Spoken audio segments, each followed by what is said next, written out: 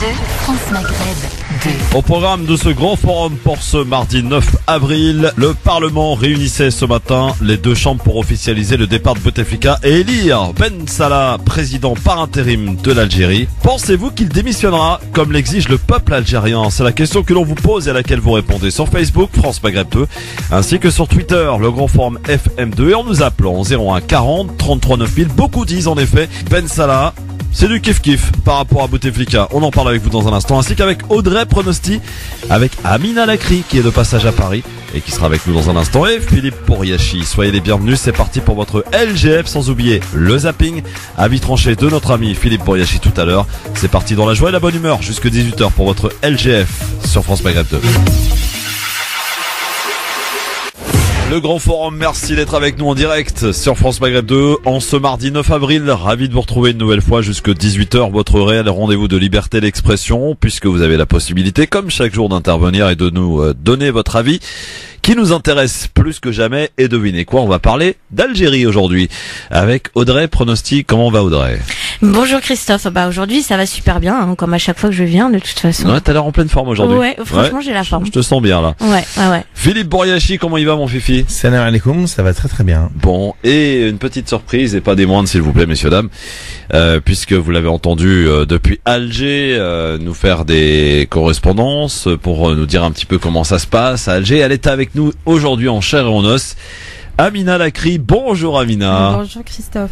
Comment ça va? Ça va très bien, merci. Et toi? C'est bien de te voir en vrai. Merci, c'est réciproque. Bon, Amina Lakri qui nous a préparé un petit avis tranché tout à l'heure à 17h. Moi j'ai hâte d'écouter ça. Voilà. Rendez-vous donc tout à l'heure à 17h. Ça va être quoi? Ça va être un petit peu ce que tu as ressenti au cours de ces deux mois là de contestation en Algérie. Tout à fait, je voudrais dire des choses au nom du peuple. Au nom du peuple. Exactement. Très bien. Amina Lakri qui va parler au nom du peuple algérien. C'est parfait messieurs dames, c'est parti jusque 18h donc avec cette question du jour. Et donc à la une, le Parlement algérien réunissait ce matin les deux chambres pour officialiser le départ de Bouteflika et élire Ben Salah, le président par intérim de l'Algérie. Alors pensez-vous qu'il va démissionner comme le voudrait le peuple? Amina, je pense que je n'invente rien en disant que le peuple ne veut pas de Ben Salah. C'est le moins qu'on puisse dire, hein. C'est clair et net et précis. Le peuple algérien veut une rupture totale avec tous les symboles du régime en place depuis 20 ans. Ben Salah a été à la tête du Sénat depuis une quinzaine d'années, beaucoup plus, exactement. Donc ça va de soi que son départ sera clamé, revendiqué par le peuple algérien. Alors vous nous dites un petit peu ce que vous en pensez, vous nous appelez pour ce faire 01 40 33 9000. Pensez-vous qu'il va tenir jusqu'à l'organisation des élections, parce que c'est lui qui est en charge d'organiser des élections d'ici 3 mois, comme le veut la constitution algérienne. Alors à cette question, vous êtes 53% à dire oui sur Facebook et 33% sur Twitter, le grand forum FM2. Alors pour voter, c'est très simple. Facebook, France Maghreb 2, Twitter, le grand forum FM2, et vous nous appelez en direct donc au 01 40 33 9000. Alors le processus de transition en Algérie, c'est une semaine jour pour jour après la démission de Abdelaziz Bouteflika.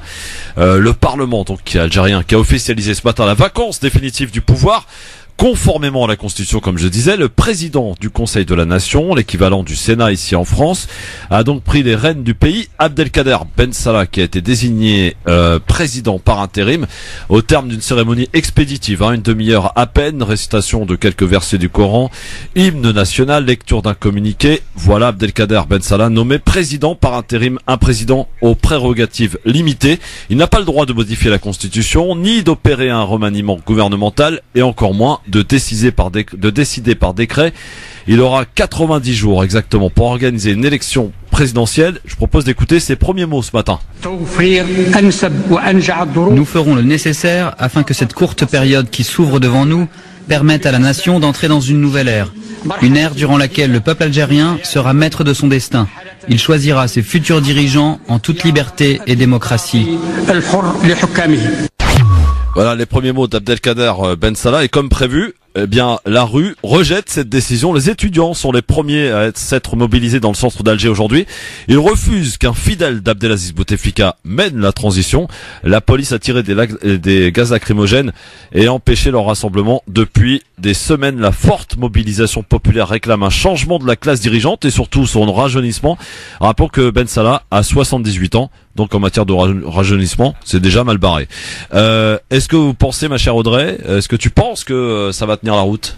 Moi, je pense que ça ne tiendra pas la route. Déjà, de fait, comme l'a très bien signalé et souligné Amina, il est vraiment la représentation pure d'Abdelaziz Bouteflika. Donc forcément, comme on l'a vu, le peuple algérien a dit qu'il ne voulait plus d'Abdelaziz Bouteflika. C'est pas pour avoir quelqu'un qui le représente par la suite. Oui, mais il y a quand même une constitution. Alors c'est vrai qu'elle a été bafouée, violée à plusieurs reprises. Mais c'est sûr, j'allais y venir. Effectivement, il faut suivre la constitution. Et je pense que ils étaient, ils pouvaient pas faire autrement. Ils suivent la constitution, mais ça tiendra pas la route. Et forcément, ça va. Enfin, moi en tout cas, c'est comme ça que je vois les choses. 90 jours, c'est 3 mois. Ça reste à la fois long et à la fois très court. De toute façon, le système, il faut qu'il change. Ça, c'est une certitude. Oui. Mais est-ce qu'il y a des personnes suffisamment solides pour pouvoir s'affirmer face justement à Abdelkader Ben Salah? Ça, c'est quid, the grande question. Voilà. C'est pour ça que je me dis, ça peut ne pas tenir. Mais il faut qu'il y ait quelqu'un vraiment de suffisamment solide en face. Quand même. Voilà, ouais. C'est ça. Alors, avant de laisser la parole à Philippe, je voulais profiter que tu aies le micro, ma chère Audrey, oui. Pour te féliciter au nom de toute l'équipe du LGF parce que tu as fait un avis tranché qui s'appelait Au nom du peuple. C'est ça, hein, Au nom du peuple? Non, c'était pas Au nom du peuple. C'était pas grave. Peuple, c'est celui d'Amina. Non, l'amalgame, voilà, c'est ça. Pardon. C'était l'Algérie, ce peuple qui dit non. Là, ce pas très long. Qui dit non, ouais. Et c'est un avis tranché qui a battu tous les records et qui fait le buzz en Algérie. Rien que pour ça mérite les applaudissements. Bravo. Voilà. Mabrouk. Félicitations. On a dépassé les 70 000 vues sur Facebook. Donc bravo, ma chère Audrey. Et merci, tu as été largement remerciée sur les réseaux sociaux par les Algériens là-bas. Amina, c'est vrai que ça fait le buzz en Algérie, son avis tranché? Exactement. Moi-même, je l'ai partagé avec mes amis et franchement, ils vont beaucoup apprécier. Et je profite, je te félicite au passage. Encore une fois, je réitère mes félicitations. Non, merci, c'est gentil. Les commentaires étaient vraiment... C'est très profond, très joli, vraiment. Hein, oui, vraiment, sur une instru de Idir. Exactement. Ah non, c'était pas celle-ci. Ah oui, c'est vrai. Oui, parce que j'en ai fait une juste après avec l'instru d'Idir, mais l'instru c'était là pour le coup, je me souviens plus du nom, mais bon, c'était très doux. Voilà, c'était l'esprit. Voilà, je voulais faire un contraste en fait. Tu es assis à côté d'une star, mon cher Philippe. Non. Une star en Algérie. Non mais au moins si elle peut négocier son visa, c'est bon, elle l'a. Hein. Oui, parce qu'en plus je voulais y aller en Algérie. Bah voilà. Je pense que du coup maintenant tu mérites la nationalité algérienne. Oui, c'est vrai. Ça mérite la nationalité algérienne pour Audrey Pronosti. On la réclame officiellement. Voilà, j'étais en train d'y réfléchir. Ouais, si je peux ouvrir une parenthèse, ce serait très difficile d'obtenir la nationalité algérienne. Ah oui. Ah pour tout le monde, pour le monde entier, pour décrocher franchement peut-être. Moi, je croyais qu'il suffisait de dire Tahia Jazair. Non, c'est pas bon. Non, d'accord. Vous savez, il y a des Palestiniens, des Russes qui vivent en Algérie depuis des décennies et ils n'ont toujours pas pu obtenir la nationalité algérienne. D'accord. Quelles sont les conditions, Amina, pour... Là, il se renseigne pour ça pour lui, là, en fait. Non, c'est fait, je l'ai. Ah, c'est fait, bah alors c'est bon, alors. J'ai ma nationalité algérienne. Et non, parce que c'est... Alors, Philippe Bouriachi, Ben Salah, la transition, pour les 90 jours avant élection, enfin il est chargé en tout cas d'organiser les futures élections présidentielles. Ben Salah, 78 ans, il est à la tête de du Conseil de la Nation, mais rejeté par le peuple. On fait comment? Alors, il y a, non, on fait pas. On agit. Bah, je fais comme les généraux. Oui. Et après, ça me laisse le temps de réfléchir. Non, alors, il y a une constitution. Oui. Que tu l'as dit, qui a été bafouée, violée, etc. Mais aujourd'hui, elle est appliquée. Oui. Donc, il faut aussi dire à tout à chacun, vous avez le droit, et c'est légitime de dire... Le devoir. Et le devoir et le pouvoir de choisir votre prochain président de la République, et l'élection aura lieu dans 90 jours. Ça, on est tous bien d'accord, ça c'est officiel. Le mouvement spontané des Algériens et des Algériennes, parce que ça représente quand même aussi la moitié des gens qui sont dehors et qui aspirent à ce changement, Oui. n'est pas prêt de s'arrêter. Donc là, le tour de passe-passe, il est juste légal et constitutionnel, mais nous allons devoir choisir un nouveau président de la République. Il serait aussi question de se poser, et judicieux, de se dire que ça serait bien aussi de recommencer les élections législatives. Oui. En même temps, Oui. comme ça là, du coup, et puis qu'on vérifie la pluralité et la liberté à tout à chacun de pouvoir se présenter. Alors, bien évidemment, le système qui est en place, là, il se donne un répit de 90 jours pour Oui, c'est ça. pouvoir modifier, changer ou peut-être rester. Non, non, on ou change pas la ancrer. Constitution, attention. Non, pas changer. Non, Voilà. non, mais changer l'organigramme Oui. ou peut-être remplacé par des hommes de paille ou autre. Enfin, j'en sais rien, mais en tout cas, je suis persuadé que tout système normalement constitué et organisé refuserait d'abandonner les clés du pouvoir et cette manne qui coule à flot du désert et de la mer algérienne. Donc maintenant, il appartient aussi aux Algériens et aux Algériennes de se constituer, de se trouver une personne qui est censée les représenter, une personne digne du peuple algérien. Est-ce que, Amina, tu as eu écho aussi de cette rumeur qui a tourné sur les réseaux ce week-end, comme quoi Ben Salah aurait pu démissionner déjà depuis quelques jours? Non. Non. Bon, Je en l'ai tout pas cas, je l'ai vu. Alors la question, on vous la pose, hein, franchement, est-ce qu'il va tenir face à la pression de la rue, face à la pression du peuple algérien qui ne veut pas donc de Ben Salah pour organiser donc la transition. Walid est avec nous, il nous appelle de Paris. Salut Walid. Oui, bonjour, salut. Salut Walid. Bonjour, vos chroniqueurs. Bonjour. Bonjour Walid. Bonjour. Alors Walid, Ben Salah, ça tient la route ou pas pour organiser la transition? Moi, comme un peu tous les Algériens, je voudrais bien qu'ils partent tous. Mais bon, après, je pense que le seul problème, c'est pas que le gouvernement. Ouais. Je pense qu'il y a d'autres problèmes, par exemple, comme les grands patrons comme Arabra, Bel Hamadi, qui monopolisent tout le commerce en Algérie et qui empêchent les jeunes sociétés à émerger. Je pense que ça aussi, c'est un très très gros problème en Algérie. Et par rapport à toute cette série d'événements qui s'est passé en Algérie depuis le début, moi j'ai une question que je me pose, mais j'ai pas de réponse et j'aurais bien voulu avoir une réponse de vos chroniqueurs, si vous pouvez m'éclaircir. C'est est-ce que la France ne serait pas le scénariste de toute cette série en fait? Ah, c'est ce qui se dit. Ouais, c'est ce qui se dit. Ouais, Parce que vous n'êtes pas sans savoir que la France, elle a une mainmise sur tous les gouvernements africains, surtout tant qu'il y a la stabilité et qu'il y a l'intérêt pour la France. Donc je voudrais savoir, est-ce qu'elle n'aurait pas quelque chose à voir? Amina, Parce que certes, la France, est-ce qu'elle joue en on parle pas sous-marin? dans les médias, tout ça, Ouais. mais par derrière, moi je pense qu'il se passe quelque chose. La France, elle a quelque chose à voir dedans. Amina, est-ce que tu as la réponse à la question de Walid? Alors, je n'ai pas la science infuse, je n'ai pas de réponse bien tranchée, mais ce qui est sûr et certain, c'est qu'il y a toujours des intérêts, ça c'est clair, c'est sûr et certain. Il y a toujours des intérêts qui soient cachés, qui soient affirmés, revendiqués, assumés ou pas. Voilà, mais après, je n'ai pas de réponse bien tranchée. Est-ce que tu penses, ma chère Audrey, que la France est derrière quand même? Moi, je me pose la question et je pense qu'elle peut l'être parce qu'effectivement, il y a les intérêts économiques, donc ça, elle vient de l'aborder, Amina. Mais surtout, c'est que j'ai essayé d'observer le discours d'Emmanuel Macron et je le trouvais plutôt prudent dans ses propos. Et moi, je pense que quand quelqu'un reste prudent, c'est que justement il y a des intérêts derrière. Donc c'est ce qui me laisse penser que probablement. Après, effectivement, moi j'ai rien vu de concret, mais bon voilà. Après, pas besoin de sortir de Saint-Cyr pour savoir qu'il y a des intérêts. Oui. Alors peut-être que notre amie Sofiane qui nous écoute pourrait éventuellement appeler pour nous donner un petit peu sa version, parce qu'il y a beaucoup plus tranchant sur le coup pour ce sujet. Philippe, est-ce que la France pourrait manœuvrer derrière? J'ai envie de te Est-ce qu'elle a dire des intérêts à défendre? De toute façon, ça c'est clair. que la France a surtout intérêt à manœuvrer derrière, parce que on l'a tous rappelé. Vous savez, les accords d'Évian comprenaient un grand volet économique, et toute puissance étrangère qui a des rapports privilégiés avec tel ou tel État a tout intérêt, premièrement, à être la garante de la sécurité et surtout de la continuité pour ses intérêts. Mais il se trouve que le bouleversement qui arrive, je pense honnêtement, moi ça va, en plus je suis franco-algérien, donc je parle les deux langues, en disant que la France a besoin de l'Algérie, mais comme l'Algérie a aussi besoin de la France. Oui. Il faut, nous, avec plusieurs amis, avec Abdel Salam au niveau du premier cercle, avec les potes du club Étienne Dinet, avec les autres de l'espace franco-algérien, avec le cercle franco-algérien, enfin tous ces organismes ici en France, on est pour le rapprochement et renforcer ce pont, ce lien d'amitié, d'amour et de fraternité qu'il existe entre nos deux pays. Mais voilà. au niveau j'en reviens. Ouais. Non, je voulais pas du tout édulcorer mon propos ou botter en touche.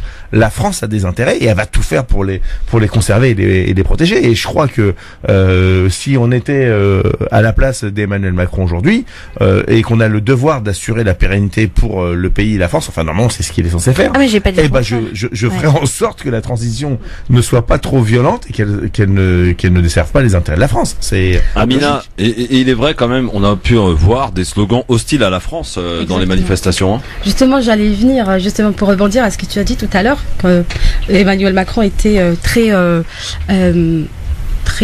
prudent, voilà, exactement, dans son discours. Ben, ça se comprend tout à fait parce que vous savez, il a suffi que Emmanuel Macron dise j'appelle à une période de transition, je me rappelle plus exactement du terme, non, pas progressif, mais qui va pas durer longtemps dans le temps. Ouais. Eh ben, on a vu des slogans, des pancartes, des messages très hostiles à Emmanuel Macron. Mais quand je dis très hostile, c'est très très hostile. Hein. Oui, oui. Du genre, voilà, c'est de l'ingérence, d'une manière ou d'une autre, c'est de l'ingérence. Donc non, merci, gardez votre avis pour vous. Alors c'est aussi la justification qu'elle a donnée sur le fait qu'il voulait pas soutenir ni l'un ni l'autre, justement pour pas faire d'ingérence. Exactement, Voilà. ce qu'on a pu lire entre autres. Oui, Walid. Oui. Ouais, si je pouvais juste rajouter quelque chose. Parce qu'il y avait aussi une vidéo qui tournait un moment pendant le grand débat où il y a un député ou un maire qui pose la question à Emmanuel Macron sur l'Algérie. Ouais. Et qui a un peu du mal à répondre, qui est sur ses gardes, mais il dit quand même qu'il comptait en fait faire un sommet avec les États méditerranéens pour justement parler du cas de l'Algérie et comment essayer de voir pour trouver une solution. C'est vrai. Il y a un sommet de prévu, on sait pas quand ni voilà où, mais effectivement il y a un sommet de prévu. Bah, je pense que la France elle est bien embarrassée avec cette histoire finalement. Ça l'arrange pas des masses hein, finalement ce qui se passe en Algérie. Cette révolution parce que bah la France était très amie avec le pouvoir en place et notamment avec Saïd Bouteflika hein, qui était l'ami de la France pour le coup et donc effectivement ça arrange pas les affaires de la France de savoir où va aller l'Algérie, par qui elle sera dirigée donc voilà, effectivement il y a des gros intérêts en jeu bien entendu, donc c'est pour ça que il faut être extrêmement prudent et les manifestants algériennes dont la maturité n'est plus approuvée aujourd'hui en tout cas ont bien compris le manège et donc font en tout cas ils vont extrêmement être prudents quant à la suite et des événements et de l'implication de la France d'une manière ou d'une autre. Voilà Walid. Je voudrais rajouter. Merci beaucoup. Je t'en prie Walid, à bientôt. Merci. Une dernière chose, et moi je pense que c'est pour ça aussi que nous les Algériens en France on veut vraiment que tout ce gouvernement disparaisse, parce que je pense qu'ils ont toujours des relations avec la France. On peut avoir des relations avec la France, mais qu'elles partent sur de nouvelles bases et qu'elles soient saines voilà, et qu'elles soient avantageuses pour les deux pays, pas que pour la France. C'est ça. Voilà. C'est surtout ça en fait qu'on veut. Salut mon Walid, à bientôt. Bah, merci beaucoup. Ciao, à bientôt. Ouais, oui Philippe, tu voulais rajouter quoi? Je voulais rajouter que bien sûr le pouvoir en place, que ce soit Macron, que si ça avait été Hollande ou Chirac, qui que ce soit, ils auraient été ils auraient vraiment marché sur des œufs parce qu'il faut aussi se rappeler qu'en France il y a, et j'aime pas ce mot-là, mais il y a une communauté algérienne et franco-algérienne qui est importante et donc si tu te les mets à dos pour les prochaines élections, c'est pas bon signe. Effectivement. Vraiment. Oui, non mais on est d'accord. Et je voudrais leur rappeler à tous et à toutes, pas qu'aux franco-algériens, mais à tous ceux qu'on dit souvent d'origine d'eux, la fameuse diversité, vous avez un réel pouvoir et c'est votre carte d'électeur et d'électrice et donc il faut aussi influer ici. Et je continuerai, comme je l'avais dit tout à l'heure, à militer avec les copains et les copines pour renforcer, et Walid l'a très bien dit, mais qu'on se parle d'égo à égo et on n'a rien à... Non mais en plus, je pense que ce qu'il voulait surtout dire, c'est, enfin je pense après, c'est que c'est établir... comme les Algériens veulent un nouveau système, c'est assainir les relations et assainir les relations entre la France et l'Algérie et surtout comme ils veulent un nouveau système en Algérie, c'est ce qui va en découler. 01 40 33 9000 évidemment, c'est le numéro de téléphone pour arriver jusque nous, c'est ce qu'a fait Jamel. Salut Jamel. Salut, bonjour Christophe, bonjour tous les auditeurs. Bonjour Jamel. Bonjour monsieur Jamel. Alors, Bonjour. Ben Salah. Moi, mon Stop avis, encore. le peuple algérien n'a pas de compte en banque en France. Il n'a pas d'intérêt à avoir un partenariat ni d'amitié avec la France. Et son pire ennemi, il faut pas l'oublier, c'est la France. Non. Oula. Si, son pire ennemi, pourquoi, Jamel ils ont subi un génocide Oui. et ils le passent sous le tapis. Alors, justement. Je te rappelle qu'il y a eu des déportations C'est vrai. en Algérie pendant la période de la colonisation. C'est vrai. Et je rappelle que dans la loi française, pour tout ce qui est génocide, déportation, ça veut dire génocide. Réparation. Voilà. Donc, moi, je vois pas l'intérêt du peuple algérien d'avoir un partenariat avec la France, étant donné que pendant la période de Ouari Boumediene, moi j'étais en Algérie, la France a fait subir au peuple algérien un embargo, juste après l'indépendance. Faut pas l'oublier, j'y étais. Je suis peut-être né en France, mais j'ai vu ce qui s'est passé là-bas. Jamel. Et je vais même vous dire une chose, c'est que si vous allez en Algérie, vous posez la question aux 42 millions d'habitants qui se trouvent en Algérie, posez-leur la question sur la France et vous verrez ce qu'ils en pensent. Bah, on Donc, va ils peuvent profiter. venir ici pour dire, Jamel. tout va bien, on a un partenariat d'amitié et puis la France soutient le peuple algérien, c'est pas vrai. Si nous prenons juste un exemple, Cellal, il a transféré par l'intermédiaire de la Société Générale 300 millions d'euros à sa fille, ici en France, et quand nous on va envoyer 10 euros au bled, ça marche pas dans l'autre sens. N'oublions pas que Sanofi, moi je te donne des exemples, Sanofi, 150 millions d'euros de surfacturation au peuple algérien, mais nous, on n'a même pas le droit de prendre des médicaments. La plupart des Algériens achètent des médicaments en France, les ramènent pour leur famille là-bas. Moi, j'ai mon frère la semaine dernière, il s'est fait choper à la douane avec des médicaments. Donc, ça à se poser des questions. Les médicaments qui sont fabriqués en Algérie par l'intermédiaire de Sanofi, est-ce qu'ils sont valables? Bon, Jamel, avis très tranchant, hein, pour le coup. Amina, t'es plus mesuré peut-être. Oui. Oui, t'es plus mesuré. Tu es d'accord avec Jamel? Pas de relation du tout avec la France? Non, pas sur ça, bien sûr, évidemment. Il y a un livre, je sais plus qu'il avait écrit, dont le titre était L'Algérie et la France, l'impossible divorce. Moi, je suis entièrement d'accord. Hein. C'est vrai qu'on a un passé commun, une histoire commune. Donc, histoire douloureuse. Douloureuse, passionnelle, si vous voulez. Ouais. Non, ce n'est pas possible. Hein. C'est vraiment pas possible. Mais après, bien sûr, si on veut une nouvelle, un nouveau gouvernement, une nouvelle Algérie, une deuxième république basée sur de nouvelles bases saines, avec de nouveaux dirigeants intègres, bien sûr que tout sera à revoir. Et les relations internationales, c'est-à-dire avec la France et non pas avec la France, vous voyez. Oui. Non, mais je voulais juste rajouter, si je peux me permettre, Amina, c'est que par rapport à ce qui se passe, il y a effectivement ce passif, mais il faut pas oublier que voilà, cette révolution elle est menée par une nouvelle génération qui n'a pas connu cette période, qui l'a connue à travers leurs parents ou leurs grands-parents ou leurs oncles et tantes, leur famille, quoi. Alors effectivement, ils le connaissent, mais ils ne l'ont pas vécu dans leur chair. Donc forcément, le but c'est d'avancer. Donc il y a une autre perspective. Donc en cela, je suis d'accord avec ce que tu viens de dire.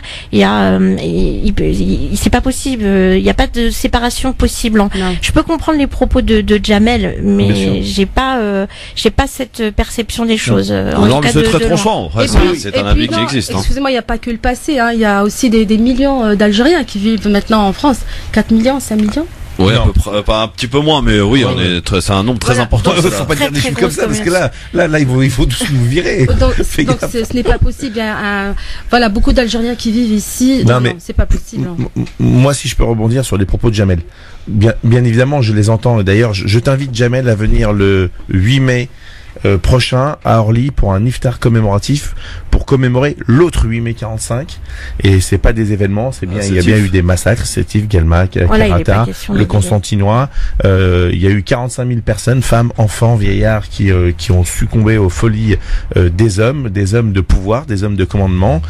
Et donc il faut bien différencier le pouvoir et le peuple. Je suis persuadé, infiniment convaincu, que le peuple de France, dans sa majorité, aiment fraternellement le peuple algérien et réciproquement. Et d'ailleurs, je t'invite Jamel à aller regarder la queue devant l'ambassade de France en Algérie. Tu vas voir le nombre de personnes qui viennent demander un visa. Et ça serait bien qu'on essaie de trouver une solution plus pérenne et plus simple pour les uns et les autres pour le futur. Je pense qu'il faut aller de l'avant. Tu l'as dit, il y a une nouvelle génération. Moi, je suis pour qu'on fasse réellement le devoir de mémoire. Nous, on demande pas réparation, mais on demande devoir de mémoire pour pouvoir cicatriser cette blessure. Dans un instant, on poursuit. Pardon, mon Dieu, mais j'ai la pub là. Tu peux nous rappeler après, évidemment. Vous continuez de nous appeler au 01 40 33 9000. On discute, on échange, on débat ensemble sur cette question. Ben Salah, donc nouveau président par intérim de l'Algérie, chargé d'organiser les élections d'ici 90 jours. Stop ou encore? À tout de suite. France Maghreb 2, France Maghreb 2. Le LGF avec Amina Lakri qui est de passage avec nous à Paris, avec Audrey Pronosti, Philippe Bouriachi, ici présent en direct jusque 18h, et vos appels au 01 40 33 9000. Et cette question du jour, après le Parlement se soit réuni ce matin pour mettre fin définitivement à Bouteflika et ainsi élire le président par intérim qui n'est autre que Abdelkader Ben Salah, selon la Constitution évidemment, qui est là pour le coup respectée. En tout cas, selon l'article 102, c'est lui qui est en charge d'organiser d'ici 90 jours des élections présidentielles en Algérie. Le problème étant que Ben Salah est rejeté par le peuple algérien. Donc on a pu le voir d'ailleurs durant les différentes manifestations. Alors la question qu'on vous pose, est-ce qu'il va démissionner Ben Salah? Est-ce qu'il va tenir le coup? Vous répondez oui ou non sur Facebook France Maghreb 2, sur Twitter le grand forum FM2. Vous êtes 53% à penser que oui, il va démissionner selon vous sur Facebook, mais seulement 33 sur Twitter le grand forum FM2. Vous continuez de voter et vous nous appelez bien sûr au 01 40 33 9000. C'est ce qu'a fait d'ailleurs Fatah qui nous appelle de Provins. Bonjour Fatah. Oui, bonjour Christophe, bonjour à tous les auditeurs, bonjour aux invités, salam alaikum à tout le monde. Bonjour Fatah. Alors comment vas-tu Christophe? Eh ben il va bien Fatah.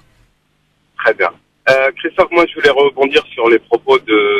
J'ai oublié son nom. Jamel probablement. Pardon? C'est Jamel probablement. Oui, celui qui a dit que la France était notre ennemi. Oui, c'est Jamel. Alors Jamel, moi je vais avoir des propos un peu plus nuancés. Je comprends l'état d'esprit, le positionnement de Jamel, puisque effectivement il a une certaine rage en lui. On peut l'imaginer qu'il est tout à fait légitime par rapport à ce qu'on a pu, notre peuple a pu vivre dans le passé. Mais là, les choses sont totalement différentes. Je dirais pas non plus qu'il y a de la fraternité entre les deux nations. À mon humble avis, il y a pas du tout de lien, si je puis dire, de nation à nation. Je parle pas de gouvernement à gouvernement parce que on sait bien que les deux gouvernements sont cul et chemise, et pardonnez-moi de cette expression. L'un défend les intérêts économiques d'un pays, les autres défendent les intérêts économiques de leur poche. Donc, croyez-moi qu'ils ont des liens de connivence tout à fait fraternels. Pour leur cas, eux, ils sont très fraternels. Vous savez très bien, Christophe, je vous apprends rien. Maintenant, il faut reprendre le contexte. N'oublions pas qu'en Algérie, il y a 60% de jeunesse. C'est des gens qui n'ont pas connu la guerre, qui ont appris ce qui s'est passé, les embargos, etc., les déportations, etc., ce qu'a pu leur apprendre l'éducation, les livres d'histoire algériens. Mais ils ont rien vécu de tout ça. Maintenant, les djihad, il y en a de moins en moins. Il y a moins de gens qui sont au quotidien à transférer cette mémoire. C'est une réalité. Maintenant, même pour te dire, Christophe, la France ne donne plus envie.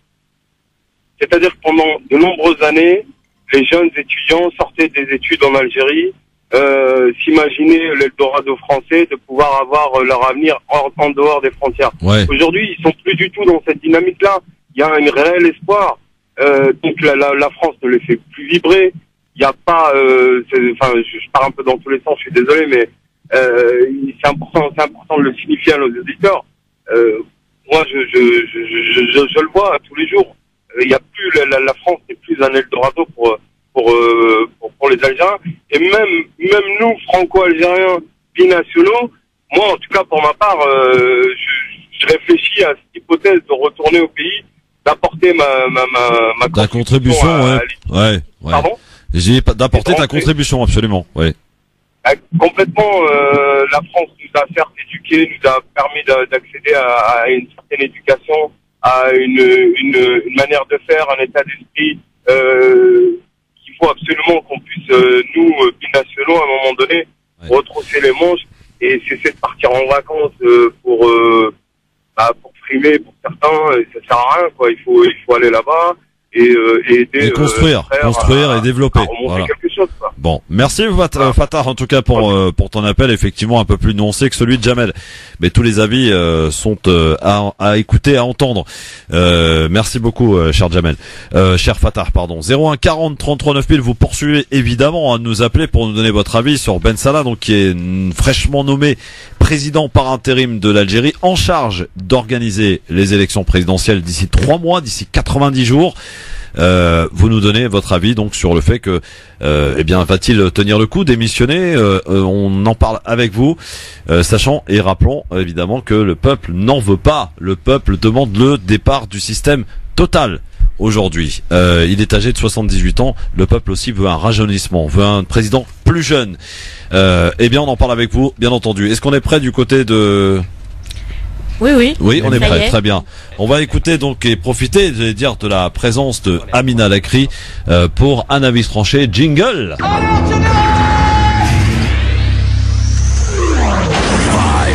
3, 2, 1, 0. Si l'on fait quoi que ce soit, c'est la mise à pied. Alors piétinez-moi, allez-y. Amina Lakri de passage donc à Paris pour cet avis tranché qu'elle nous a réservé rien que pour nous, et ça s'appelle Au nom du peuple algérien. Amina, on t'écoute. Corruption, détournement de fonds publics, transfert illicite d'argent, cocaïne par tonne, injustice sociale, népotisme, clientélisme, ce sont les mots qui ont gangréné l'Algérie contemporaine. Quand je parle de népotisme, je pense notamment à Air Algérie, Sonatrach et le NTV. Des entreprises publiques qui emploient des familles, des fratries entières sans tenir compte des compétences, où un Algérien lambda, si qualifié soit-il, n'a quasiment aucune chance. Quand je parle de chômage, mes pensées vont aux milliers de jeunes qui risquent leur vie dans des bateaux de fortune pour finir noyés dans les mers. Quand les enfants des dirigeants passent leur temps dans les airs en première vers les destinations les plus exotiques, dans les hôtels les plus somptueux, sur les îles les plus paradisiaques. Les exemples sont innombrables, mais une question se pose. Qu'est-ce qu'on aurait pu bien faire avec plus de 1000 milliards de dollars en 20 ans? Construire plusieurs Dubaï dans toute l'Algérie.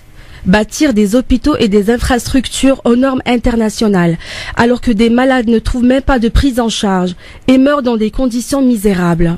La preuve, ces mêmes dirigeants se soignent à l'étranger. Avec 1000 milliards de dollars, on aurait pu créer de la richesse et en abondance.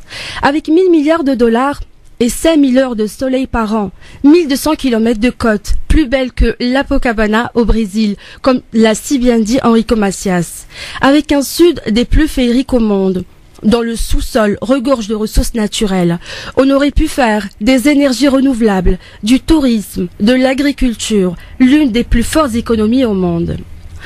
Avec plus de 1000 milliards de dollars dilapidés en 20 ans, on aurait pu sortir haut les mains de la dépendance aux hydrocarbures, de bâtir une économie aussi forte que diversifiée. Or, avec la chute des prix du pétrole, on en est à la planche à billets et le spectre de la faillite n'est pas loin. Ce n'est pas du pessimisme, ce n'est pas regarder le verre à moitié vide. Ce tableau gris n'est que la partie visible de l'iceberg. Ok, vous avez volé l'argent du peuple, transgressé les lois de la République, violé la Constitution. Vous vous êtes trompé, vous avez mal géré, vous n'avez pas su. Mais en plus, au lieu de faire votre mea culpa et savoir quitter la table, vous continuez à piétiner la dignité de tout un peuple, instrumentaliser la guerre de Syrie, menacier du retour de la décennie noire dans un mépris total du peuple. Vous avez insulté son intelligence et surestimé sa patience avec un sentiment de condescendance. Ce discours porte bien un nom, c'est celui d'Ahmed Ouyahia, pour ne pas le nommer. Ouyahia vous êtes devenu le symbole du yaourt et du kachir. J'ai honte de le dire ici, mais vous m'avez pas donné ma chance dans mon pays, car je ne suis pas la fille d'eux. Vous affamez le peuple pour modifier des lois comme bon vous semble, au profit de vos intérêts et ceux de vos familles. Vous qui avez insulté le peuple en osant dire « affame ton chien, il te suivra ». Dites-moi, qui c'est le chien maudit que les Algériens méprisent et vomissent? Vous avez osé dire « le peuple est très heureux de sa candidature », la candidature de Bouteflika bien sûr. Mais dans quelle dimension viviez-vous, monsieur? Les répliques des Algériens de 7 à 77 ans ont foisonné et vos mensonges ont éclaté au grand jour. Vous aviez dit les Algériens ne savent pas marcher pacifiquement. Oui, nous sommes des sauvages. C'est pour cela que notre belle révolution fait couler beaucoup d'encre dans la presse internationale et impressionne le monde entier de par son pacifisme. Au Yahya, ce sont plus de 20 millions d'Algériens qui manifestent depuis le 22 février. Aucune goutte de sang, que des scènes de pacifisme et de civisme. La violence, elle est dans vos discours. Quand vous menaciez le peuple en disant « l'histoire a démontré qu'on sait maîtriser la rue ». Au Yahya et tout le clan, vous le découvrez trop tard peut-être. Vous avez affaire à une jeunesse résistante, consciente, intelligente et qui prend son destin en main. Et non, ce n'est pas grâce à Bouteflika comme l'a dit Ramtala Mamra. Nous sommes un grand peuple qui se réveille après de longues années de peur et d'omerta. Parce que cette génération n'oubliera jamais toutes les injustices qu'elle a pu subir. Mais l'histoire, elle, retiendra tout le mal que vous avez fait à notre belle Algérie. Pour finir, vous aviez dit, en Syrie, ça a commencé par des fleurs et ça s'est terminé en sang. Moi, je vous dis, au nom de tout le peuple algérien, auquel je suis extrêmement fière d'appartenir.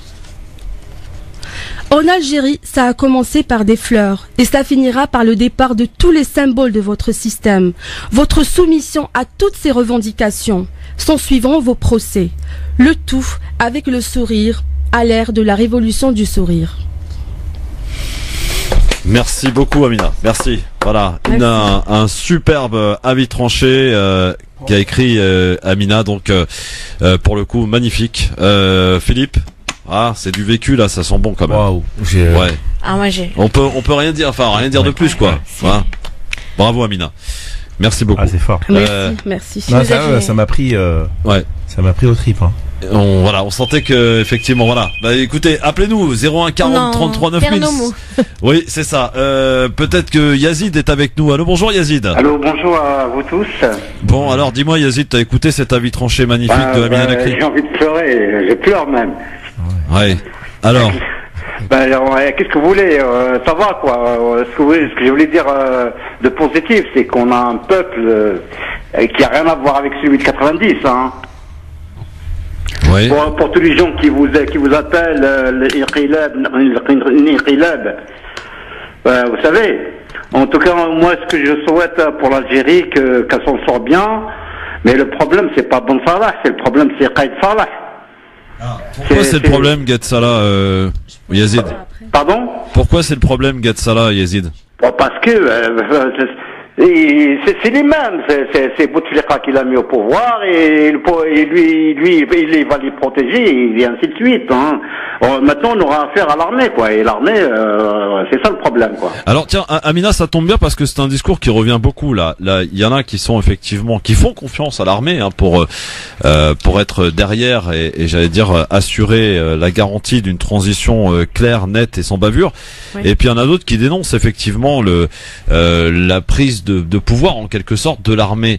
Gad Salah effectivement il fait partie du système entre guillemets parce que il a été nommé par Bouteflika, mais Gad Salah il a su peut-être retourner sa veste au bon moment peut-être et il peut en sortir grandi non dans cette histoire, je ne sais pas, quelle est ta vision? Je ne saurais pas te dire Christophe parce que en fait les avis sont mitigés hein. Y en a justement qui le voient comme celui qui a su être avec le peuple, qui a su retourner sa veste comme tu viens de dire et se mettre du côté du peuple au bon moment comme tu as dit, mais il y en a d'autres qui ne veulent rien savoir, ne veulent rien comprendre, ce n'est qu'un symbole comme les autres du régime et du coup ils en veulent pas. Ouais.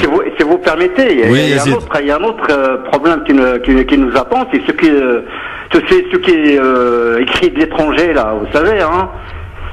Il y en a plein là d'étrangers, ils attendent que voilà quoi pour rentrer. Vous savez qui c'est. Et cela, il faut faire attention aussi. Ouais. Oui. Merci Yazid en tout cas pour votre appel. À très bientôt. 01 40 33 9000. Vous pouvez aller voir évidemment cet excellent avis tranché que nous a fait Amina sur la page Facebook Christophe le Grand Forum. Monji de Marseille, on l'a retrouvé. Salut mon Monji. Oh, bonjour Monji. Salut Christophe. Salut tout le monde. Merci Amina pour cet avis tranché. En fait, ça me parlait à moi quand j'ai quitté mon Algérie en 93. C'est exactement ça. En fait, ils nous ont poussé nous ont poussé tout ce qu'ils étaient contre, qu'ils voulaient pas de leur système pourri, l'ont poussé à l'extérieur et ils ont voulu garder l'Algérie que pour eux. C'est vraiment ça m'a tiré des larmes des yeux, mais je le dis vraiment, j'ai pleuré quand j'écoutais vos paroles tellement qu'ils m'ont fait rappeler ce que j'ai vécu et ce que je veux dire, c'est que effectivement moi je suis un antimilitariste. Je fais pas confiance à l'armée, quelles que soient les circonstances. L'autre mal profond, c'est la prémontée du militaire sur le politique. Et tant qu'on n'a pas soldé ce problème-là, je pense que l'Algérie ne s'en sortira pas. Effectivement, quand vous parlez tout à l'heure de la France, elle est, je parle de la France, l'État, je parle pas du peuple français, parce que le peuple français, il est différent. Il y en a qui sont nostalgiques de l'Algérie française, il y en a qui sont des humanistes qui ne se tiennent dans notre combat. Mais l'État français, comme il dit De Gaulle, les États n'ont pas d'amis, ils n'ont que des intérêts. L'État français, vous lisez les mémoires de Marchiani, en 91, 92, c'est Mitterrand qui demande l'arrêt des processus électoraux. L'État français ne veut pas l'émancipation des peuples, parce que comme il dit un économiste sénégalais, la condition sine qua non de la paix, c'est que quand les multinationales, lui dit que les blancs ils acceptent de payer l'or auprès de l'or, moi je dirais les multinationales parce que ils n'ont pas de couleur. Mais c'est ça le problème, c'est que les multinationales, c'est les intérêts des grands pays, ils veulent pas payer l'or au prix du l'or, ils veulent continuer à profiter des richesses. Il n'y a pas mieux que les pouvoirs illégitimes, mais sur le dos des peuples, qui permettent de voler ces richesses-là.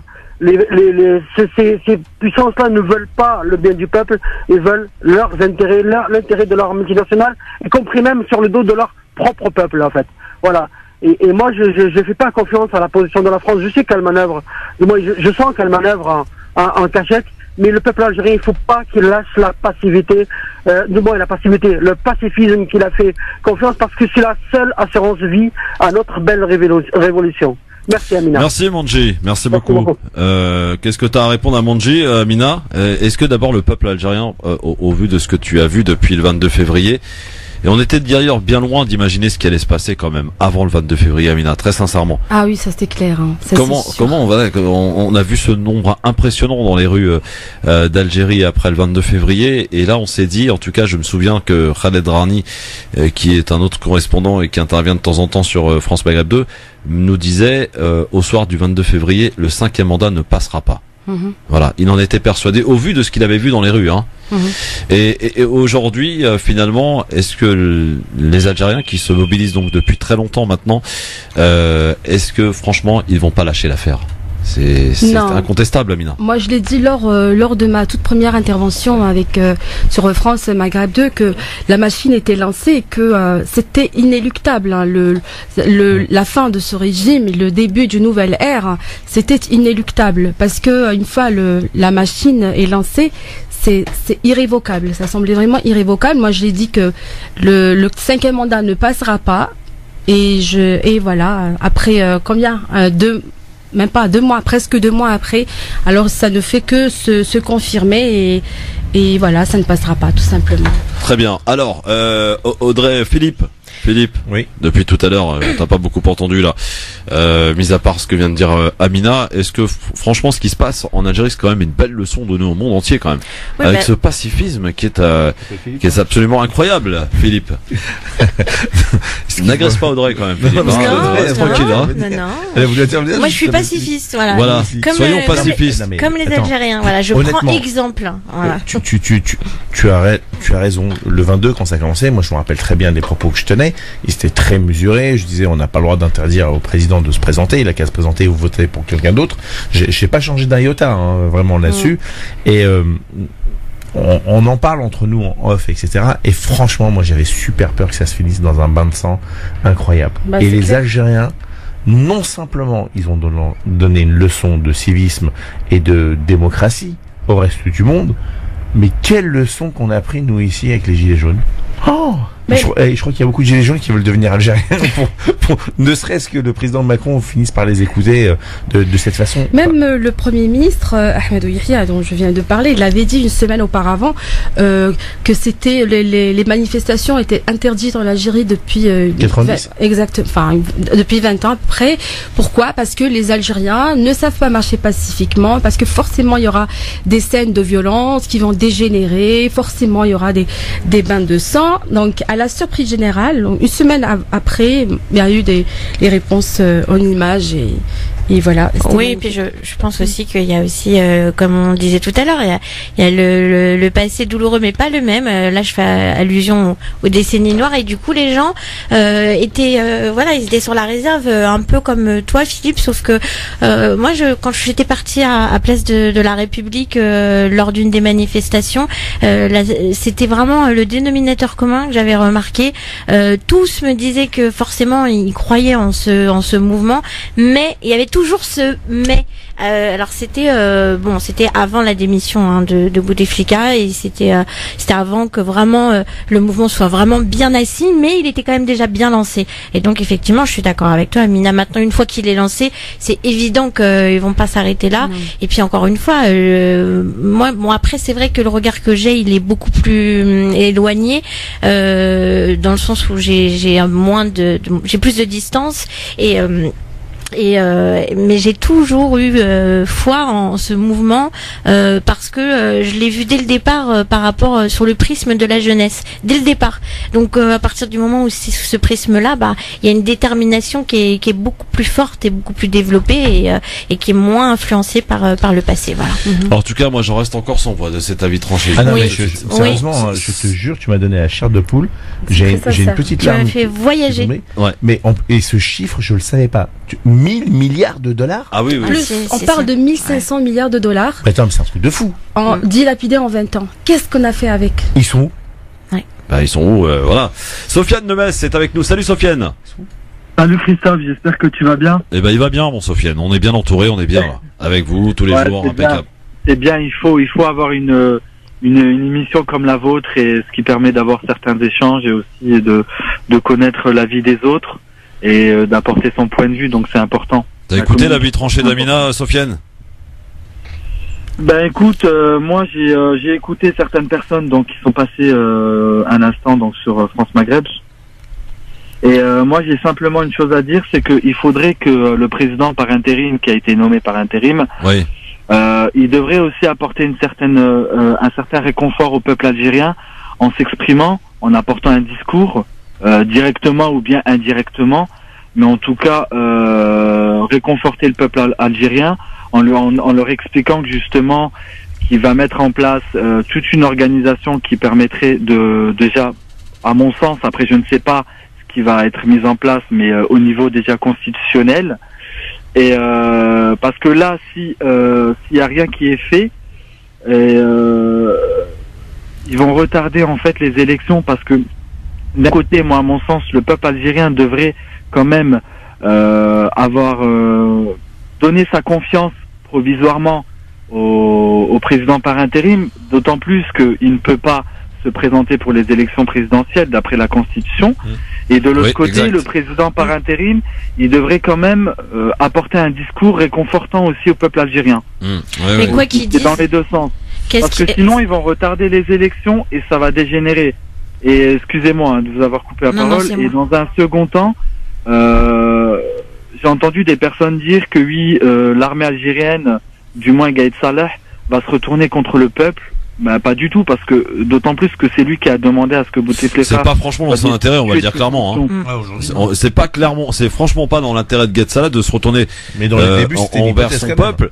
D'autant plus que lui aussi, il a des dossiers sur lui, donc il a intérêt d'en sortir grandi, si vous voulez. Et même d'après ce qu'il a dit, dernièrement, d'après ce que j'ai entendu dans la chaîne algérienne Nahar et Chourouk, il disait que Gaïd Salah disait justement que d'après ce qui se passait donc en Libye et le conflit et Daesh veut carrément entrer et déjà en Libye, mais veut carrément se rapprocher des frontières algériennes.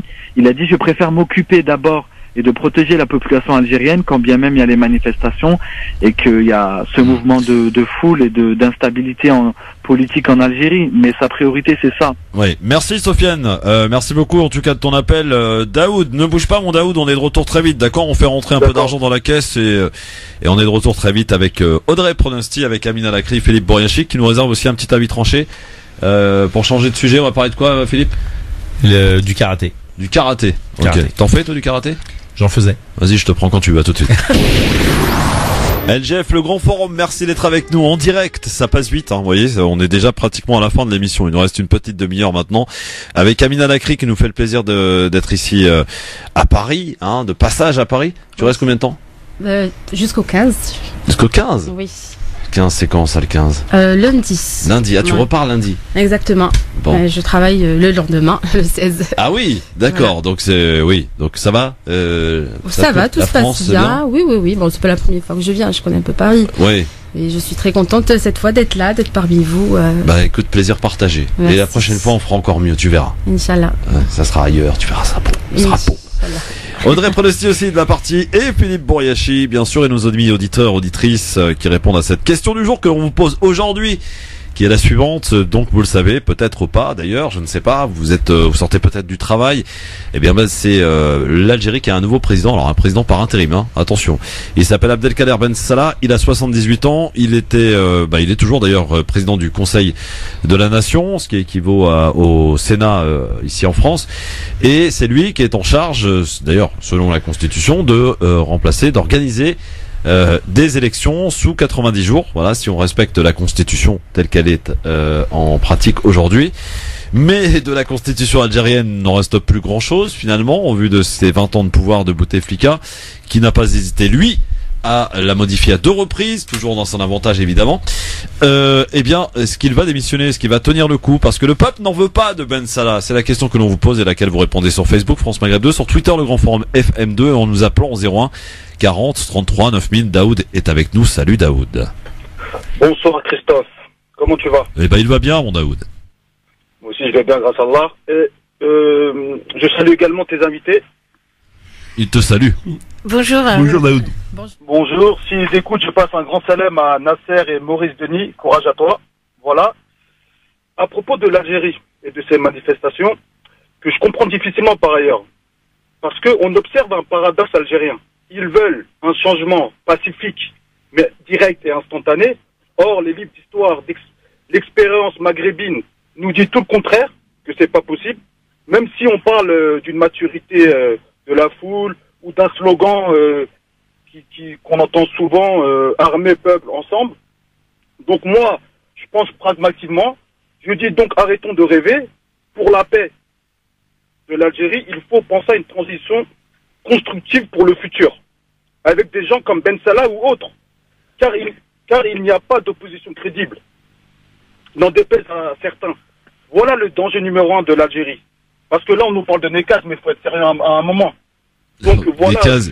Nekaz qui a pris un bain d'eau lors de la dernière manifestation, il s'est pris des bouteilles d'eau dans la tronche. C'était pour recycler. Ouais, c'est ça.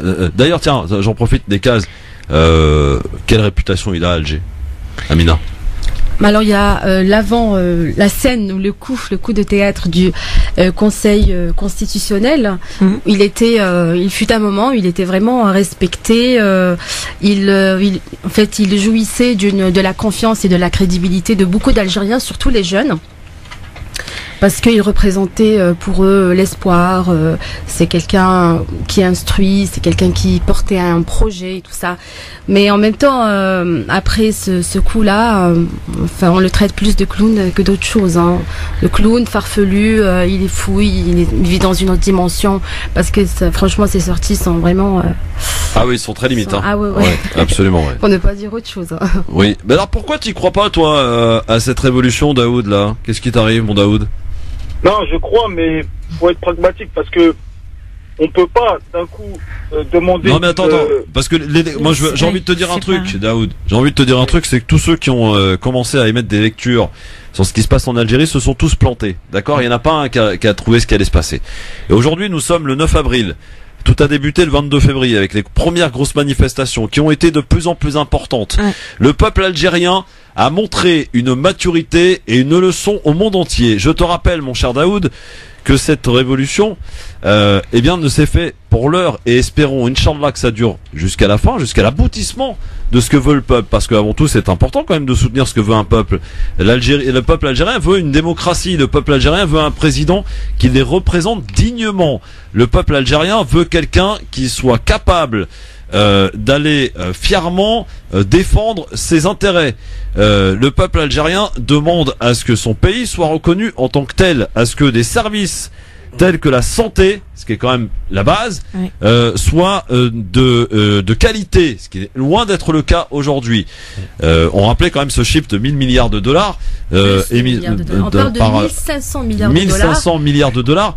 Qu'est-ce qu'on aurait pu faire avec 1500 milliards de dollars? Beaucoup de choses, notamment avoir des hôpitaux de qualité. Quand on sait qu'on a les médecins qui sont de qualité, qui ont dû quitter l'Algérie pour aller faire carrière ailleurs parce que on ne les a pas laissés, on les a empêchés, et ben c'est extrêmement frustrant. Et le peuple algérien aujourd'hui a envie de reprendre justement les choses pour que son pays, qui est un magnifique pays, qui fait 6 fois la France, qui est de manière démographique placé à un endroit stratégique. 4 fois, 4 fois mon ami Daoud, et 4 à 5 fois même. Mais en tout cas, voilà, le peuple algérien a envie que son pays, eh bien, soit quand même reconnu à sa juste valeur. C'est pas une bonne chose, ça, Daoud. Tu devrais que soutenir. Non, mais je soutiens.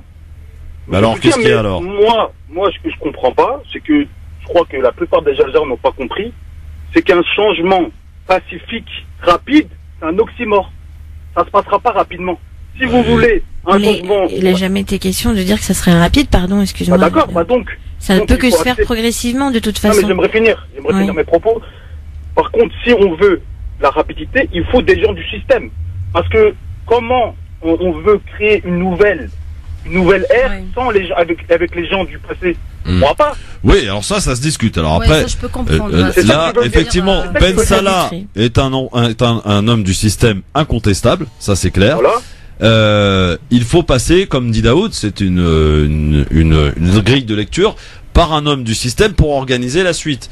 Sauf que le peuple n'en veut pas. Hein. Pour l'heure, Ben Salah, il est rejeté de toute façon. S'ils veulent pas, je crains que le chaos viendra. Parce que il faut passer par là. Parce que l'armée est détenue par ces gens-là. Donc la force est du côté du système.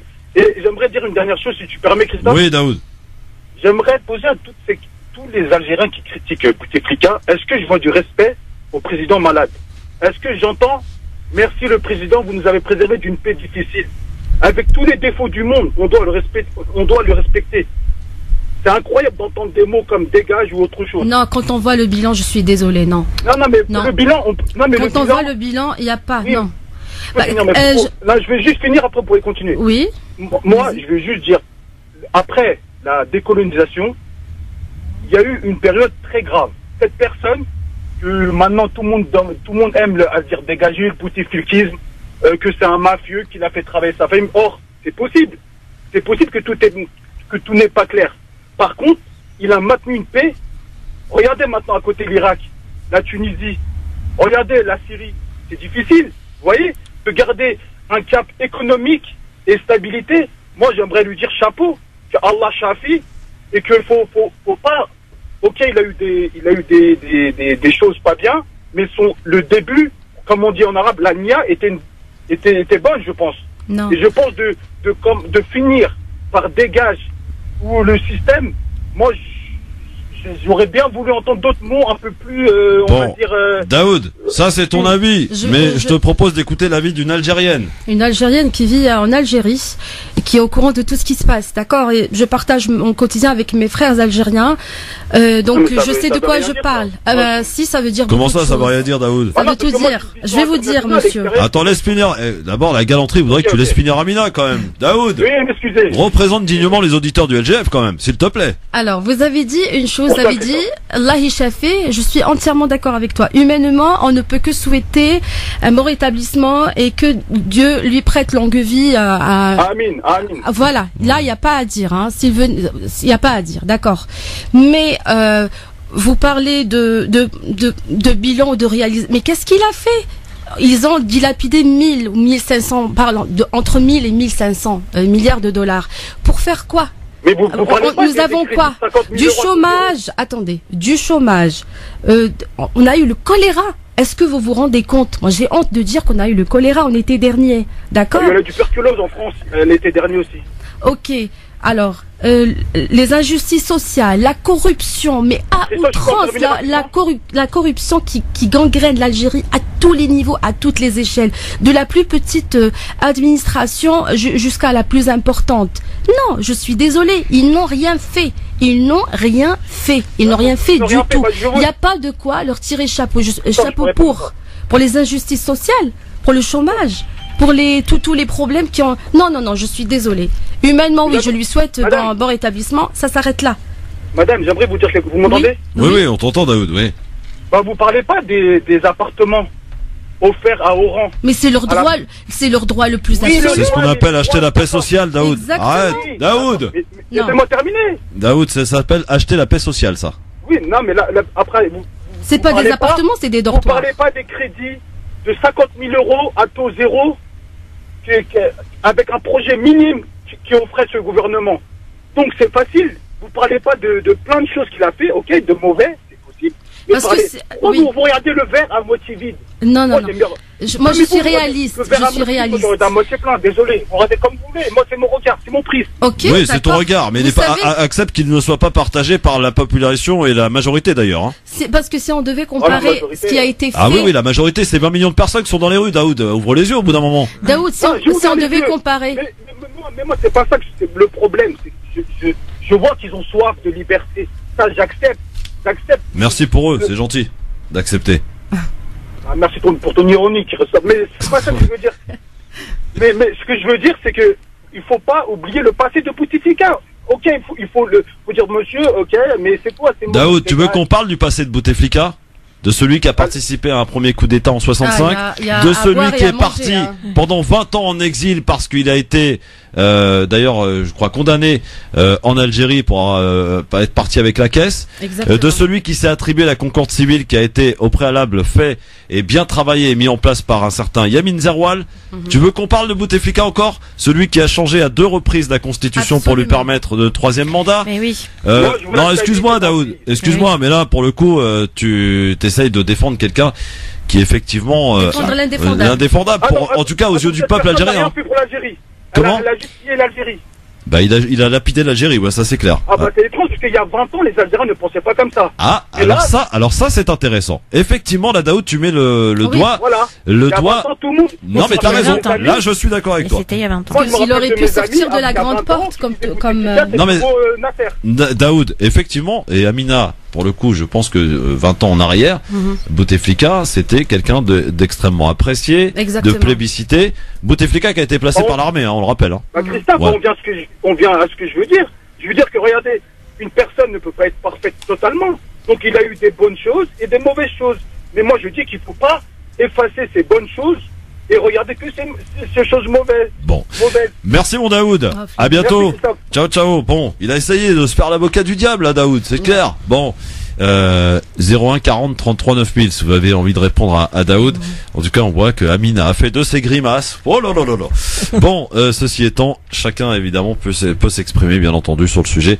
Et c'est vrai, il a raison Daoud. Hein. Moi, il y a encore pas si longtemps, lorsqu'on faisait des débats sur l'Algérie et lorsqu'on osait émettre des critiques sur Bouteflika, je m'en prenais plein la figure. Aujourd'hui, maintenant, ça a changé. C'est totalement un rejet total. Voilà. Mais bien sûr, parce qu'on a ce qu'on mérite. Hein. On ne récolte que ce qu'on sème. Parce qu'il aurait pu sortir de la grande porte comme n'importe quel président, grand chef de l'État qui se respecte.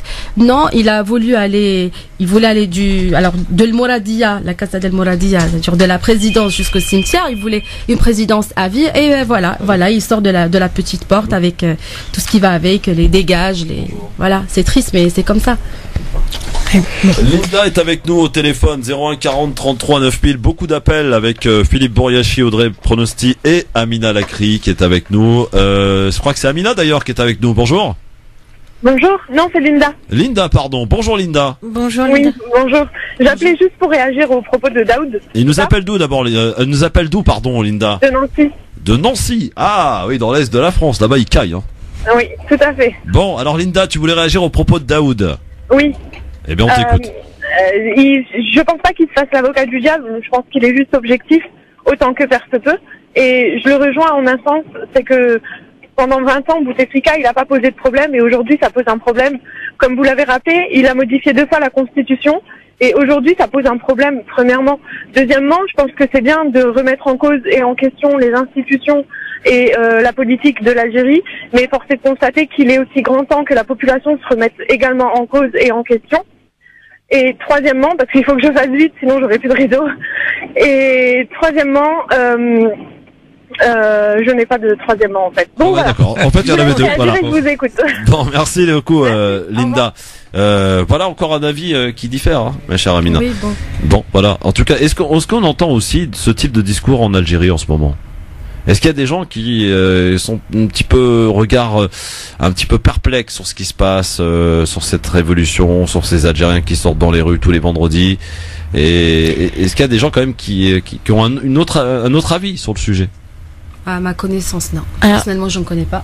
Moi, Christophe, si je me permets, j'avais remarqué une chose, c'était que en ayant interviewé des Algériens, j'avais vu des reportages très intéressants là-dessus. Effectivement, la population veut le changement et pour le changement ne sait pas encore trop où il va. Mais dès lors que Abdelaziz Bouteflika a démissionné, ça a fait comme une onde de choc de perdre comme un membre de sa famille, quelqu'un qu'on ne veut plus, un peu comme un conflit familial. On veut plus d'un père, d'un oncle. Bon, je schématise. Hein. Et dès lors que ça y est, il est parti. Ah, comment on va faire? Alors évidemment, on veut quelqu'un d'autre, mais comment faire? Et c'est ça qui m'avait frappé de l'extérieur. Donc non, ce qu'il faut savoir, Audrey, c'est que oui. Comme je l'ai dit tout à l'heure, Bouteflika, il était très respecté. Oui. Très respecté. Pas plus tard qu'en 2014, lors des dernières élections, il y avait encore, pourtant il était sur un fauteuil roulant. En 2014, il y avait encore, moi personnellement, je m'étais disputée avec des personnes parce qu'on n'était pas du tout d'accord. Et ces personnes-là le défendaient et corps et âme, mais moi je disais non, il est malade, il peut pas aller vers un 4e mandat, c'était pas possible. Donc pas plus tard qu'en 2014, où il y avait encore des gens qui le soutenaient vraiment, d'accord, bien qu'il était sur un fauteuil roulant, je le rappelle. Mais attendez, là, c'est plus possible. Ah oui, non, mais là on est d'accord, c'était pas possible. Il n'est même, sincèrement, humainement, je lui souhaite bon rétablissement et que Dieu lui prête longue vie. Là, il n'y a pas à dire, d'accord. Mais de là à ce que tu te présentes pour un 5e mandat alors que tu ne peux même pas prononcer un mot. Non, c'est pas possible. Non. Philippe, ton avis sur tout ce qu'on entend depuis tout à l'heure? C'est surréaliste. Philippe, ça y est, je viens de migrer en Suisse, moi. Effectivement, on peut entendre ce que dit Daoud, parce que si tu veux, c'est ce revirement violent de je t'aime et je t'aime plus en si peu de temps peut laisser perplexe. L'amour et la haine, c'est une frontière minime. Hein. Ouais. Oui, c'est ça. Et puis il faut s'adapter au changement, quoi. C'est ça. C'est ça. Alors je sais pas si tu te rappelles, Christophe, tout au début, et je continue toujours à être nuancé là-dessus. On dit certains disaient on ne veut pas qu'il se présente pour un 5e mandat. Et pourtant moi je suis un grand démocrate. Je dis non, il a le droit de se présenter. Vous pouvez pas vous empêcher à ce qu'il se présente. Et quand je leur dis mais pourquoi vous voulez pas? Parce que s'il se présente, on va voter pour lui. C'est ce que me disaient les gens. Oui, c'est exactement, c'est ce qu'ils disaient, oui. Ah oui, c'est quand même. C'était avant. C'est pour ça que c'est ça qui m'avait frappé. Non, pas parce qu'il était aimé ou parce qu'il était soutenu, parce que résigné. C'est de la résignation. Stockholm. Ce sera forcément lui. Voilà, ce sera forcément lui. C'est de la résignation. Trucage d'élection comme d'habitude, quoi. Ouais. Karim est avec nous. Bonsoir Karim. Karim. Il est où Karim? Il est parti Karim. Bon, il est parti. Alors on a Aïcha qui est avec nous. Bonjour Aïcha. Oui, bonjour Christophe. Bonjour Aïcha, vous nous appelez de Paris, Belize. Oui, de Paris. Alors, on vous écoute, ma chère Aïcha. Eh bien, écoutez, moi, j'adhère totalement aux propos de Monsieur Daoud. Il est c'est très bien, ça. objectif. Oui. Il n'est pas du tout aveuglé par la haine contre Bouteflika, qui s'est généralisée partout. Et Bouteflika fut un grand homme historique. Il a traversé toute l'histoire de l'Algérie depuis la colonisation jusqu'à l'indépendance, puis après l'indépendance où il a été la star des pays non alignés. Il a, pendant la décennie noire, quand tout le monde s'est sauvé en Europe et que le pays a été abandonné, il a pris en main tous les problèmes. Il a reconstruit l'Algérie, il a éteint le terrorisme. Et donc voilà, et puis il a reconstruit l'Algérie qui était complètement détruite par le terrorisme. Il a reconstruit les écoles, les universités, etc. Donc ce bilan a été positif. La seule erreur qu'il ait commise, c'est quand il est tombé malade, il aurait dû arrêter à ce moment-là. C'est tout. Bon, voilà, c'est la seule erreur qu'il ait commise. Non, c'est lorsqu'il a modifié. Alors maintenant, si vous continuez à distiller votre haine sans arrêt comme ça, le résultat que vous allez obtenir, c'est de déstabiliser complètement l'Algérie. Si vous cherchez ça, ben continuez, parce que la Constitution, elle est en train d'être appliquée, et si Ben Salah a été nommé, c'est par la Constitution. Oui. Il n'a pas usurpé le pouvoir. Donc, si vous voulez continuer comme ça, vous allez déstabiliser l'Algérie. C'est tout ce que j'ai à vous dire. Et il y a des forces occultes, justement, qui travaillent pour ça. Ah oui, les forces voilà. occultes. Merci Aïcha. Bon, Aïcha, en tout cas, on va glorifier un petit peu le parcours de Bouteflika, mais c'est son droit de toute façon, et on l'entend, ce type de discours. Donc voilà, c'est intéressant aussi de l'entendre. Sauf qu'elle a commis quand même quelques erreurs. Pendant la décennie noire, Bouteflika n'était pas là. Hein. Il était loin, très loin. Et il est venu en 99, donc après Yamin Zerwal, qui avait commencé quand même fort bien le travail de la concorde civile. Rappelons-le, parce qu'on a tendance à l'oublier quand même, le rôle essentiel qu'a eu Yamin Zerwal dans la concorde civile. C'est vrai qu'on a tout attribué à Bouteflika, mais Yamin Zerwal, d'ailleurs, le peuple lui rend bien. Hein. Le peuple lui rend bien. Il a pu aller manifester, il était acclamé, oui. Et il a refusé de participer à cette mascarade, Yamin Zerwal. Et d'ailleurs, c'est peut-être ce même Zerwal qui a mis un coup d'arrêt au camp Bouteflika la semaine dernière, au vu de ce qui s'est passé. Voilà, donc les avis sont partagés, ma chère Amina. Tu le vois bien ici, ce qui n'est pas le cas en Algérie. Hein. Ah, du tout. Voilà, ce qui n'est pas le cas en Algérie. Moi, ça me surprend pas tant que ça. Bon, c'est des gens peut-être qui vivent ici, donc ils savent pas forcément ce qui se passe là-bas. Mais moi, je suis sur place et donc. Je peux comprendre qu'il y a un certain attachement, mais après c'est pas parce que on fait un bilan, qu'on le critique, que ça veut forcément dire que on est en train d'établir des propos haineux. Non, voilà, on est objectif. C'est tout ce que j'ai dit. Et surtout, enfin, en tout cas, de ce qu'on peut comprendre, c'est que si la population manifeste, c'est parce que Abdelaziz Bouteflika représentait une image symbolique qu'il ne voulait plus avoir. Voilà. Donc après, je ne pense pas que ce soit des propos haineux. C'est effectivement faire un bilan des choses de façon posée, avec des propos pondérés. Après, on peut ne pas être d'accord. Alors, il y a beaucoup de monde, hein, comme d'habitude. D'ailleurs, j'ai envie de dire. Oui, Amina, je t'en prie. Alors, il y a une chose que je peux peut-être comprendre, c'est que Bouteflika, en fait, il est pour beaucoup, il est plus à plaindre qu'autre chose, parce que c'est dit que il est durant ces dernières années, du moins depuis 2014, depuis les dernières élections, qu'il était pris en otage par sa propre famille, parce que lui, il n'était plus capable ni de parler, ni de s'exprimer, ni quoi que ce soit, et du coup, il était pris en otage par son frère. Voilà, c'est ce qui. Et de là, il y aurait une certaine sympathie. Ouais, je pourrais comprendre. Mais il est plus à plaindre qu'autre chose, bien sûr. Bon. Mohamed est avec nous. Salut Mohamed. Qu'est-ce qui se passe dans mon standard? Salut Mohamed. Ouais, bonsoir. Bonsoir. Tu nous appelles d'où Mohamed? J'appelle de Lyon. De Lyon, Lyon. Oui. Et apparemment, le préfet de Lyon a interdit toute manifestation des Gilets jaunes samedi prochain. Voilà. Pas de Gilets jaunes à Lyon. Bah voilà. Bon. Ça marche. J'avais deux choses à dire. Vas-y Mohamed, je t'en prie. Pour Amina, qui est répondre à Daoud et puis Aïcha. Vas-y. Moi, je suis de l'avis d'Amina. Donc, pour tous ceux qui vivent ici, parce que moi, j'y vais souvent en Algérie, je vais juste préciser un petit truc. Vous allez comprendre pourquoi. Quand j'étais petit, moi, j'ai perdu mon père, au fait, dans les hôpitaux algériens à Oran. Pour faire vite, au fait, voilà, parce qu'il n'y avait pas de soins, il n'y avait rien. Il n'y avait pas assez de d'aspirateurs, parce qu'il n'y en avait qu'un seul qui tournait dans un service où il y avait à peu près, je sais pas, 15 patients en fin de vie, bref. Et j'ai perdu aussi mon grand-père pour une petite infection. Ils n'ont pas su la soigner à temps. Tout ça pour dire que Bouteflika et son clan, ils ont tout fait pour ramener le malheur en Algérie. Bouteflika, il n'a rien fait en 20 ans, comme disait Amina encore une fois, 1500 milliards de dollars. On aurait pu construire peut-être 10 Algéries en mode New York. Ce qu'ils ont fait, ce qu'ils les ont pris, voilà, ça a été lapidé. Donc moi j'en veux à Bouteflika et son camp. Moi, contrairement aux autres, je lui souhaite pas du bien. Je leur souhaite, je sais que la justice ne passera pas parce que ça finira comme Ben Ali et sa famille. Toutes ces personnes-là, ils partiront quoi qu'il arrive, mais la justice ne passera pas. Mais je fais confiance à la justice de Dieu.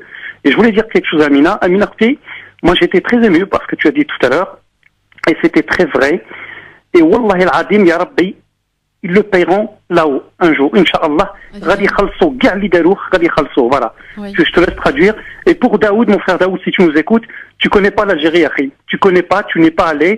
La souffrance des Algériens, tu peux pas la mesurer, tu peux pas l'imaginer dans ta tête. 200 000 morts, peut-être que je suis gentil, durant la décennie noire. D'accord? On n'accuse personne, mais on sait très bien qui a fait qui, à peu près. Tous les Algériens le savent. Tous les Algériens. Et 20 ans viennent de passer, on est en 2019.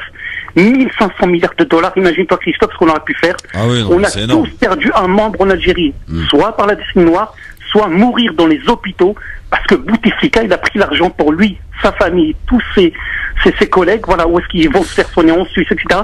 Pendant que les gens mouraient dans les couloirs, Christophe. Mouraient dans les couloirs. Merci Mohamed, merci. Christophe, excuse-moi si non, pub.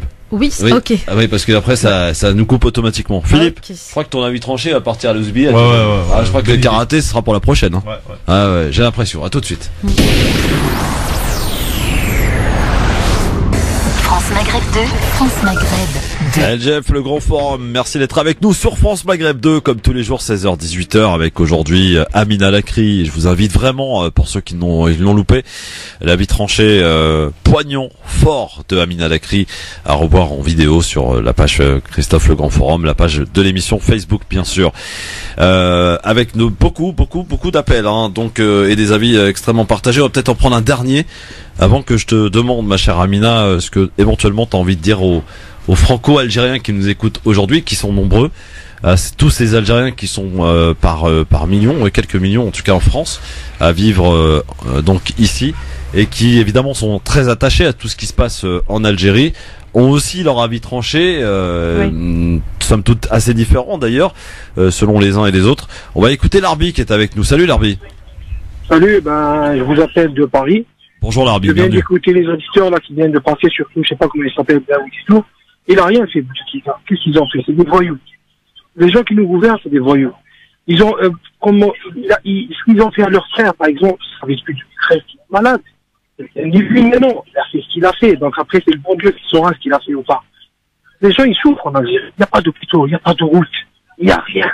Quand ils ont payé 1000 milliards, c'est entre eux. Ils ont des plans. De A à Z. À chaque fois, ils nous ressortent un truc. Là, aujourd'hui, je sais pas ce qu'ils font. Il a rien fait. La concorde civile, moi, j'étais là-bas en Algérie. Ils ont rien fait. C'est Zarouin qui a tout fait. Il est venu en 2019. En 99. Il a rien fait. Il a absolument rien fait. Et ce qu'ils ont fait à leur frère, donc il est un légume depuis 2013. Ils voulaient pas qu'il parte. Ils veulent encore tout prendre. Ils veulent rien laisser. Ils ont donné des prêts. Quel prêt à 50 000 euros? C'est des gens qui n'avaient même pas de quoi acheter une cigarette. Vous lui donnez 50 000 euros. Je suis avec eux. Il faut qu'il leur donne plus. Qu'est-ce qu'il a fait des logements? C'est notre argent. Il y a du pétrole. C'est un pays aussi riche que l'Algérie, aussi grand que l'Algérie. On devait être plus. Avec 1000 milliards, il peut faire 10 Dubaï en Algérie. On n'a pas à aller ailleurs. Moi, je suis là, je travaille ici. Ouais. Je gagne bien ma vie ici.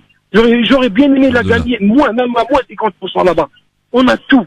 C'est un beau pays. On a du soleil, on a de la neige, on a de la pluie, il y a froid. Un désert immense. C'est un beau pays, notre pays. Ça n'a rien à voir. On compare pas les pays. Je vais pas vouloir, en arrivant en Algérie, que je trouve il y a les routes, il y a le métro, il y a Paris. Non, ça n'a jamais été comme ça. Moi, j'adore mon pays. Je vis dans un village qui est très beau. Même s'il n'y a rien, c'est mon pays, c'est ma ville. C'est quel village, Larbi? Il s'appelle comment ton village? Et il s'appelle Boumadi, c'est en Kabylie. Et moi, je suis de Soray-Gozlan, c'est une ville historique. Une très belle ville. Ils ont tout mangé, ils ont tout bouffé, ils ont tout cassé. Merci Larbi, merci beaucoup pour ton cri du cœur, on peut l'entendre évidemment. Amina, oui. Qu'est-ce que tu as à dire à tous ces franco-algériens qui nous écoutent aujourd'hui, qui sont là un petit peu inquiets aussi au vu de la situation en Algérie, toi qui es de passage à Paris, qui a vécu comme 42 millions d'Algériens ce qui se passe depuis le 22 février. On rappelle quand même ces 20 millions de personnes qui sont sorties au plus fort, j'allais dire, des manifestations, ce qui représente quasiment un habitant sur deux. C'est énorme. 20 millions de personnes dans les rues, sans qu'il y ait le moindre problème. Pas une goutte de sang. Pas une goutte de sang. Qu'est-ce que tu as envie de dire à tous ceux qui nous écoutent aujourd'hui? Est-ce qu'il faut être inquiet ou est-ce qu'il faut être au contraire faut être optimiste. Optimiste, rassurant. Oui, bien sûr. Ça s'annonce vraiment. C'est le début d'une nouvelle ère. C'est le début d'une nouvelle ère. C'est une page qui pas qui se tourne, mais Inch'Allah qui se déchire tellement que l'ancienne était lourde de peine, de malheur, d'injustice, de tous les mots dont j'ai parlé tout à l'heure. Et je voudrais aussi m'adresser à des personnes comme Daoud, qui partagent le même avis que Daoud. Et il y a l'autre personne qui a appelé Madame Aïcha, exactement. Oui. Moi, je pense que si vous étiez là-bas, ou si vous ouvrez un peu plus les yeux, si vous ouvrez un peu plus pour voir réellement, pour être objectif, voir objectivement ce qui se passe là-bas, je ne pense pas que vous tiendrez les propos que vous avez tenus. Voilà. Bon. Parce que la situation est, j'ai envie de dire était, je veux plus dire est, parce que là c'est en train de changer, d'accord, d'évoluer. La situation était beaucoup plus dramatique que ce que vous pouvez imaginer. Merci beaucoup en tout cas, Amina. Merci d'être venu. Oui, Philippe. Juste avant de se quitter, Christophe. Oui. Qu'est-ce qu'il y a? Hormis être le maire d'Orly, je suis le représentant. Non, t'es pas le maire encore. Non, pas encore. Alors, oui. Il y a une communauté algérienne importante dans ma ville, et française et franco-algérienne. Oui. Et ils ont un petit cadeau pour toi. Ah bon? Ouais. Qu'est-ce que c'est? Ben, tu verras. Alors, je tiens à dire que le papier cadeau, c'est quand même ma femme qui l'a fait. Il est très beau. Donc, je vais essayer de l'enlever délicatement. Tu peux l'éclater. Non. Je fais respect à madame quand même. Voilà. Attention. Donc j'ouvre mon cadeau, Ouais. Normalement c'était Amina qui a avoir un cadeau.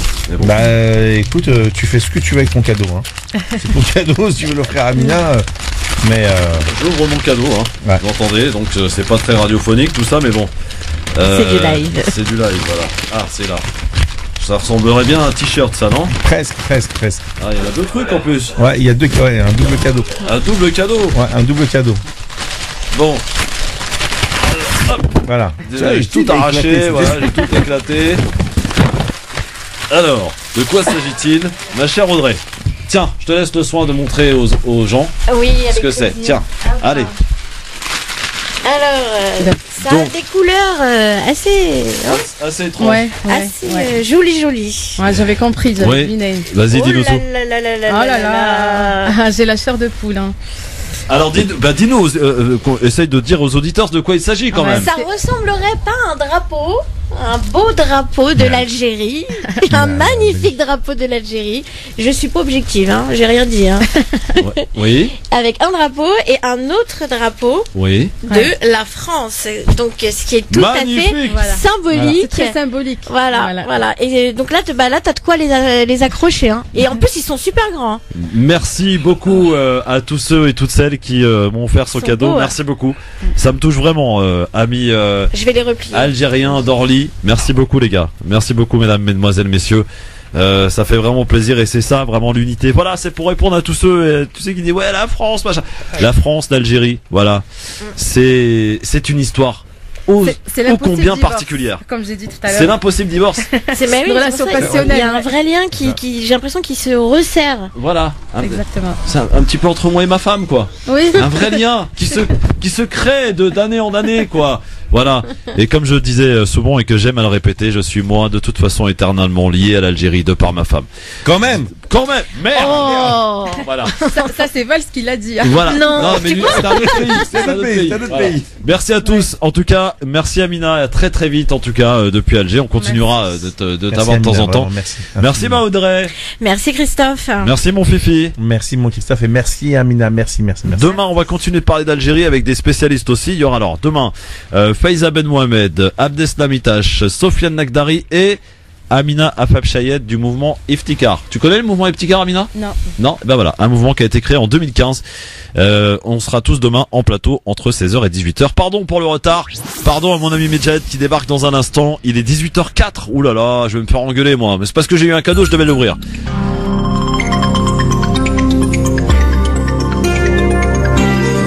Marc Salbert pour l'actualité. Bonsoir Marc. Bonsoir. Le grand débat montre qu'un mur de défiance sépare les Français de leurs représentants. Constat dressé par Édouard Philippe cet après-midi devant les députés.